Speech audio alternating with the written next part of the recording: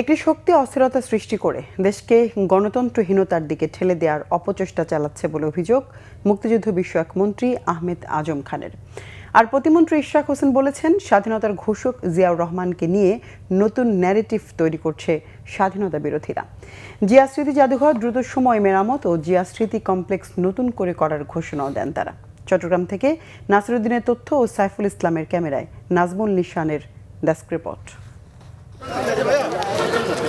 মুক্তিযুদ্ধ ও স্বাধীনতার ঘোষক জিয়াউর রহমানের স্মৃতি বিজড়িত জিয়া স্মৃতি জাদুঘর সরকার গঠনের ৩ মাসের মাথায় শুক্রবার সকালে পরিদর্শন করেন মুক্তিযুদ্ধ বিষয়ক মন্ত্রী আহমেদ আজম খান ও প্রতিমন্ত্রী ইশরাক হোসেন। দৃষ্টিনন্দন এ ভবনে ১৯৮১ সালে কিছু বিপদগামী সেনার সদস্যের হাতে নিহত হন জিয়াউর রহমান, যেখানে সংরক্ষিত রয়েছে তার বর্ণাঢ্য জীবনের নানা স্মৃতি, ব্যক্তিগত জিনিসপত্র এবং ঐতিহাসিক দলিলাদি। আছে স্বাধীনতা ঘোষণার ট্রান্সমিটার সহ মুক্তিযুদ্ধের নানা ইতিহাস ও নিদর্শন। তারা পরিদর্শন করেন গত ডিসেম্বরে ভূমিকম্পে ক্ষতিগ্রস্ত ভবনের দেয়াল, ছাদ, সিঁড়িসহ আশপাশ। এ সময় প্রতিমন্ত্রী ইশরাক হোসেন দ্রুত সময়ের মধ্যে জাদুঘরটি মেরামতের কথা জানান। সতর্ক করেন স্বাধীনতার ঘোষক জিয়াউর রহমানকে নিয়ে স্বাধীনতা বিরোধীদের নতুন বয়ান তৈরির সম্পর্কে। নির্বাচনের আগে জামাতে ইসলামীর যে প্রধান শফিকুর রহমান, তিনি চট্টগ্রামে এসে আরেকজন আমাদের বীর মুক্তিযোদ্ধা তাকে স্বাধীনতার ঘোষক বললেন। তো এই ধরনের ন্যাক্কারজনক ঘটনা আমরা কোনোভাবেই মেনে নেব না।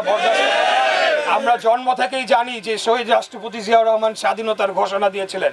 তো এই ধরনের ন্যারেটিভ বয়ান যারা দাঁড় করাতে চাচ্ছে, এই স্বাধীনতা বিরোধী যারা ৭১ সালে আমাদের মা বোনদের ধর্ষণ করেছে, মুক্তিযোদ্ধাদের হত্যা করেছে, তাদের যে আস্ফালন এবং তারা যদি মুক্তিযুদ্ধকে কোনো কারণে অবমাননা করতে চায় এবং আমাদের প্রিয় নেতা স্বাধীনতার ঘোষককে যদি কোনোভাবে খাটো করতে চায়, আমি আপনাদের প্রতি আহ্বান জানিয়ে গেলাম, আপনারা সেটার জন্য প্রয়োজনীয় প্রতিবাদ এবং প্রতিরোধ প্রয়োজনে করবেন।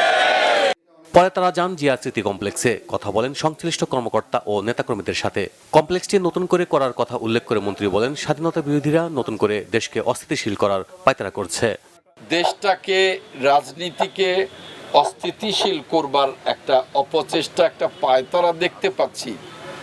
আবারও কি গণতন্ত্রহীনতার দিকে আমাদের সেই অপচেষ্টাকারীরা আমাদেরকে নিয়ে যাওয়ার চিন্তা করছেন, অপচেষ্টা করছেন? বাংলাদেশের মানুষ কিন্তু এখন ঐক্যবদ্ধ। স্বাধীনতার ৫৫ বছর পার হতে চলছে।